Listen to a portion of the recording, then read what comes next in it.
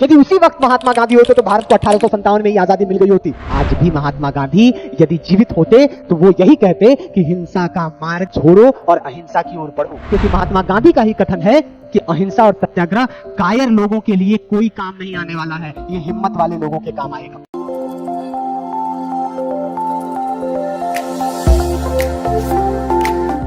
राष्ट्रपिता महात्मा गांधी। गांधी सिर्फ एक व्यक्ति नहीं है बल्कि एक विचार है, और इसकी प्रासंगिकता इस बात से भी आकलित की जा सकती है कि यह व्यक्ति या व्यक्तित्व जब कराची में इंडियन नेशनल कांग्रेस का अधिवेशन हुआ 1931 में, तब महात्मा गांधी ने एक बहुत बड़ी बात कही थी कि गांधी मर सकता है, गांधीवाद नहीं मर सकता। आज पूरा विश्व महात्मा गांधी को इसीलिए याद कर रहा है और याद करता रहेगा क्योंकि यह भीड़ से अलग व्यक्तित्व था। महान लोगों ने महान कार्य भी किए हैं और महान वक्तव्य भी दिए हैं। उन्हीं महान वक्तव्यों में एक वक्तव्य पश्चिम के एक दार्शनिक से मिलती है कि दुनिया विश्वास नहीं करेगी कि इस धरती पर हाड़ मांस का एक ऐसा व्यक्ति भी था। आप बताइए ये किसने कहा है, किसने कोट किया है? ये वो व्यक्तित्व है जिसने अपराध बोध को समझा है और उसको सही करने का प्रयास किया है। एक तरफ महात्मा गांधी है और एक तरफ जर्मनी में उत्पन्न होने वाला एडोल्फ हिटलर है। एक तरफ महात्मा गांधी के पिता जहां उनको स्वर्ण कुमार की किताब लाके दे रहे हैं पढ़ने के लिए कि मातृत्व और माता पिता के लिए उनके अंदर प्रेम जगे, वहीं एडोल्फ हिटलर के पिता एक कर्मचारी होने के नाते उसे एक अफसर बनाने के लिए लगे रहते हैं, बड़ा आदमी बनाने के लिए लगे रहते हैं, लेकिन उसकी इतनी ज्यादा पिटाई करते हैं, इतना ज्यादा हिंसा करते हैं कि उसके मन में कुंठा भर जाती है कि ये मेरे पिता ही तो हैं या कोई और है। वहीं महात्मा गांधी जब एक अपराध कर रहे हैं तो उस अपराध बोध को लेटर में लिख के पिताजी के सामने रखते हैं और एक छड़ी भी लेके जाते हैं, पिताजी मारेंगे, पर उनका अपराध बोध देख करके उनके पिता मारते नहीं हैं बल्कि उन्हें माफ करते हैं और कहते हैं मुझे विश्वास है कि तुमसे फिर कभी भूल नहीं होगी।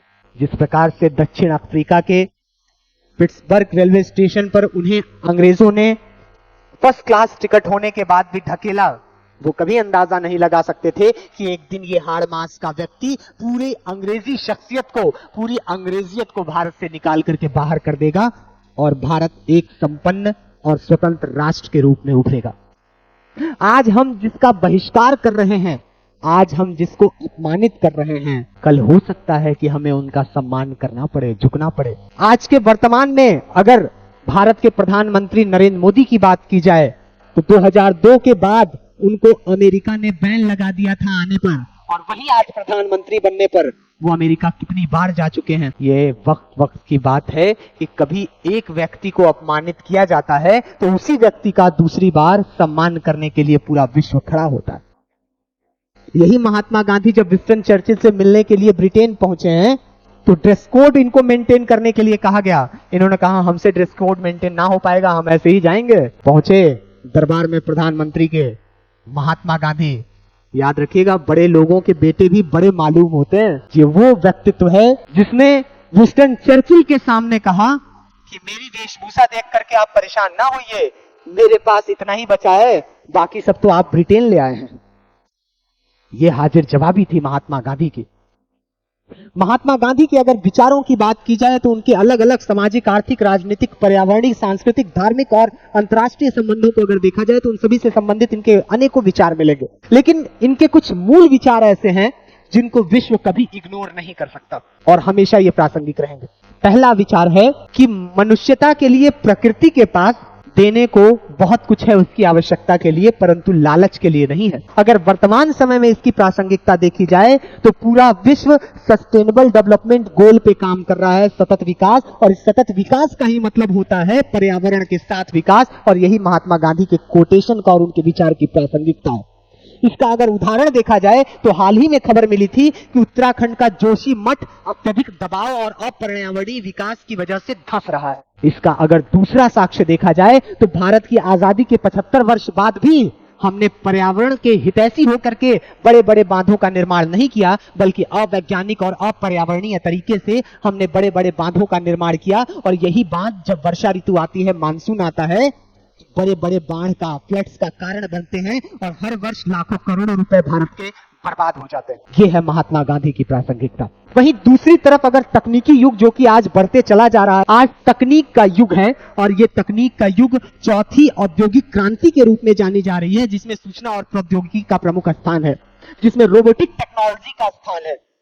लेकिन महात्मा गांधी का एक विचार है इस पर कि कभी भी मनुष्य का स्थान मशीनें नहीं ले सकती हैं। क्या आज भी ये कथन प्रासंगिक है? बिल्कुल प्रासंगिक है। इन मशीनों का निर्माण करते मनुष्य हैं और मनुष्य उनके अंदर आर्टिफिशियल इंटेलिजेंस डेवलप कराते हैं। लेकिन अगर वो चाहें तो उन मशीन की क्षमताओं को परिवर्तित भी कर सकते हैं। लेकिन ये मशीन ऐसी नहीं हो सकती कि इससे कोई त्रुटि ना हो। मशीन से त्रुटि होना लाजमी है। मनुष्यता का आकलन आज भी सबसे बड़ा है। ये मनुष्यता का ही आकलन है कि उसने हजारों वर्ष पहले के कैलेंडर तैयार कर लिए थे। भारत की सभ्यता और संस्कृति में जाकर के देख लीजिए, आपको कई वर्ष के कैलेंडर, कौन पृथ्वी, कौन ग्रह और नक्षत्र कहां रहेंगे, ये मनुष्यता की देन है। तारों की भाषा भारत में, देता ना दशमलव भारत तो यूं चांद पे जाना मुश्किल था। वहीं तीसरी तरफ अगर बात करें तो राजनीतिक रूप से महात्मा गांधी का एक वक्तव्य बहुत बड़ा है और वो वक्तव्य है कि मैं धर्म विहीन राजनीति के समर्थन में रही हूं। और वो दूसरी तरफ धर्म विहीन राजनीति के बारे में जब कहते हैं तो उनका पर्याय यह होता है कि वो धर्म के साथ राजनीति करना चाहते हैं।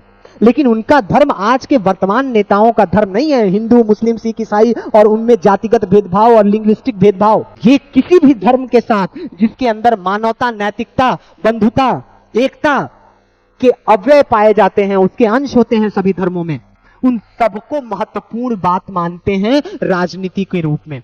और कहते हैं अगर यदि आप धार्मिक हैं तो आप एक अच्छे राजनीतिज्ञ बन सकते हैं। और दुनिया कहती है कि कोई भी ऐसा राजनेता बिना लाभ के राजनेता नहीं बन सकता। महात्मा गांधी ने इसको ठुकरा दिया, ये दिखा करके कि आजीवन वो चाहते तो भारत के राष्ट्रपति पहले और प्रधानमंत्री बन सकते थे। कोई रोकने वाला नहीं था, ना सरदार पटेल, ना नेहरू, कोई नहीं। बस उनकी जबान की देर थी बोलने की। लेकिन महात्मा गांधी ने बिना पद स्वीकार किए राजनीति में रह करके भी राजनीति से दूर रहे। राजनीतिक गुरु होकर के भी कभी राजनीतिक आकांक्षाएं नहीं पाली। ये महात्मा गांधी की प्रासंगिकता है। वहीं अगर चौथे रूप में बात की जाए अर्थव्यवस्था और कैसे एमएसएमई सेक्टर यानी सूक्ष्म लघु उद्योग जो आज वैश्विक रूप से महत्वपूर्ण हो गए हैं और भारत का लगभग 38% जीडीपी जो है इन्हीं उद्योगों से आता है और लगभग जो भारत का श्रमिक वर्ग है वो इसमें लगा हुआ है। आज भारत की वर्तमान सरकार भी सूक्ष्म और लघु उद्योग की परिभाषा जहां बदल रही है तो वहीं उसके लिए लोन व्यवस्था और योजनाएं लेकर के आ रही है, आकांक्षी जिला कार्यक्रम लेकर के आ रही है। महात्मा गांधी चाहते थे कि बड़े बड़े उद्योग ना स्थापित होकर के छोटे उद्योगों से बड़े उद्योग की तरफ जाया जाए और वो इसकी प्रासंगिकता को इतना बेहतरीन मानते थे कि अगर गांव का विकास होगा तो शहर अपने आप विकास हो जाएंगे। और ये बात आज भी भारत में प्रासंगिक है क्योंकि भारत गांवों का देश है, शहरों का देश नहीं है।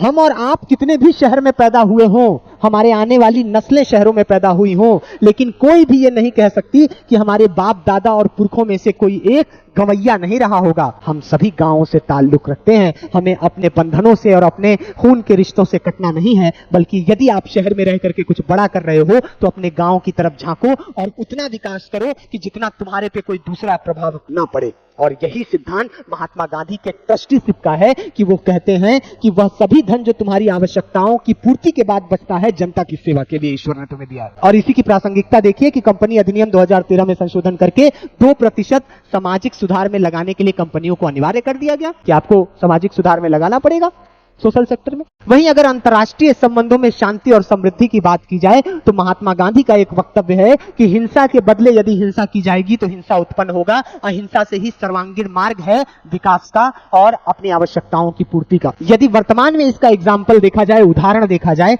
तो आपको रशिया और यूक्रेन का वॉर देखने को मिलेगा। रशिया ने वॉर किया यूक्रेन पर, हिंसा। फिर यूक्रेन ने पलटवार में हमला किया रशिया पे, यह भी हिंसा। और दोनों में कॉन्फ्लिक्ट बना रहा। आज तक जन्म किसका हुआ है? हिंसा का। क्या सॉल्यूशन निकल पा रहा है? नहीं। आज भी महात्मा गांधी यदि जीवित होते तो वो यही कहते कि हिंसा का मार्ग छोड़ो और अहिंसा की ओर बढ़ो। याद करिए पिछले कुछ दिनों पहले, कुछ वर्षों पहले जब किसान आंदोलन चला था, यदि ये किसान तलवार उठाते, भाला उठाते, हरियाणा का आदमी, पंजाब का आदमी, हट्टा कट्टा एकदम चौड़ा बॉडी बिल्डर निकालता एकदम तलवार, चलो दिल्ली की ओर आज गर्दन उड़ाना है, तो ये एक चुनी हुई सरकार के खिलाफ हिंसात्मक कृत्य होता। और इस हिंसात्मक कृत्य की वजह से सरकार को पूरा अधिकार था कि वो इसे रोके, बलपूर्वक रोके, भले इसमें कई लोगों को हलाक करना पड़े, लेकिन ये कॉन्स्टिट्यूशनली वैध होता।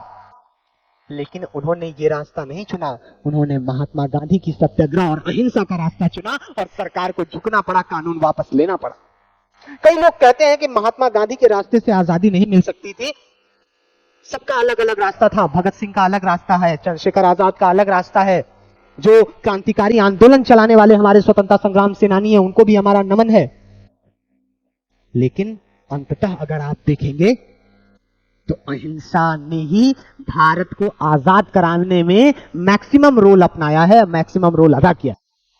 इसका प्रत्यक्ष उदाहरण अगर आपको देखना हो तो आज आजाद भारत में देखें। आप एक काम करें, किसी डीएम के कार्यालय में जाएं और सिर्फ रिवॉल्वर निकाल के हाथ में रख लें, क्या जवाब मिलेगा? आप सलाखों के पीछे दिखेंगे, फिर ना बचा पाइए बाबू तो के हो। ये बहुत बड़ा एग्जाम्पल है।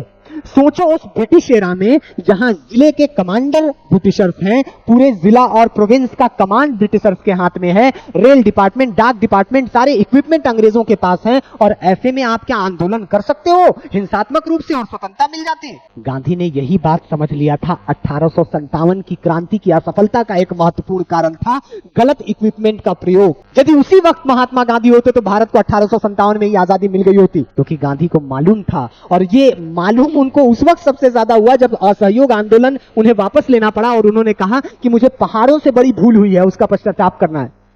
ऐसा क्यों कहा होगा गांधी ने? क्योंकि गांधी ने समझ लिया था 1915 से लेकर 1919 तक कि जनता तैयार हो गई है, उसने मेरे अहिंसा और सत्याग्रह के मार्ग को समझ लिया है। लेकिन वो भूल गए थे कि इतनी त्वरित रूप से इतनी बड़ी शक्ति को कोई अपना नहीं सकता है, क्योंकि महात्मा गांधी का ही कथन है कि अहिंसा और सत्याग्रह कायर लोगों के लिए कोई काम नहीं आने वाला है, ये हिम्मत वाले लोगों के काम आएगा। यही बात है कि महात्मा गांधी की प्रासंगिकता कल भी थी, आज भी है और हमेशा रहेगी। आप पूरी दुनिया में अलग अलग धर्म गुरुओं के, अलग अलग देवी देवताओं के चित्र देख सकते हैं। कुछ देशों में देखेंगे, कहीं देख सकते हैं, कहीं नहीं देख सकते हैं, लेकिन एक ऐसा मात्र व्यक्तित्व है जो पूरी दुनिया में इस व्यक्तित्व का विचार भी पहुंचा है और इसकी स्टैचू खड़ी होकर के शांति, समृद्धि और एकता, बंधुता, अखंडता की बात कर रही है। वो सिर्फ एक है, मोहनदास करमचंद गांधी। आज के इस एपिसोड में इतना ही। उम्मीद है महात्मा गांधी की जयंती पर आज आप न सिर्फ गांधी को याद कर रहे होंगे बल्कि उनके मार्ग को अपनाने का भी प्रयास करेंगे, क्योंकि भारतीयों ने महात्मा गांधी के डेथ के बाद गांधी मार्ग बना दिए, क्योंकि गांधी मार्ग पे चलना बहुत मुश्किल था। गांधी का मार्ग जो है और गांधी मार्ग जो है, इसमें फर्क सिर्फ इतना है कि गांधी मार्ग मनुष्यता ने नामकरण के लिए किया है और गांधी का मार्ग जो है वो गांधी का जीवन पद्धति है जो पूरे विश्व को एक नया रास्ता दिखा रहा है। यात्राएं बहुत महत्वपूर्ण होती हैं और इस यात्रा के चरितार्थ ने मोहम्मद को पैगंबर मोहम्मद बनाया है, युवराज राम को भगवान मर्यादा पुरुषोत्तम श्री राम बनाया है। इस यात्रा ने सिद्धार्थ को महात्मा बुद्ध बनाया है। इस यात्रा ने महावीर को भगवान महावीर में परिवर्तित करके रख दिया। ये यात्रा बहुत महत्वपूर्ण है। जिंदगी की यात्रा करिए, सैर कर दुनिया की गाफिल जिंदगानी फिर कहां, जिंदगानी कर रही तो नौजवानी फिर कहां। आज के इस एपिसोड में इतना ही। गांधी जयंती पर रहबर नवाज की ओर से आप सभी को हार्दिक शुभकामनाएं। जय हिंद, जय भारत। देखते रहिए एग्जाम 30 और अब तक फॉलो नहीं किया है तो जरूर कर लें। जय हिंद।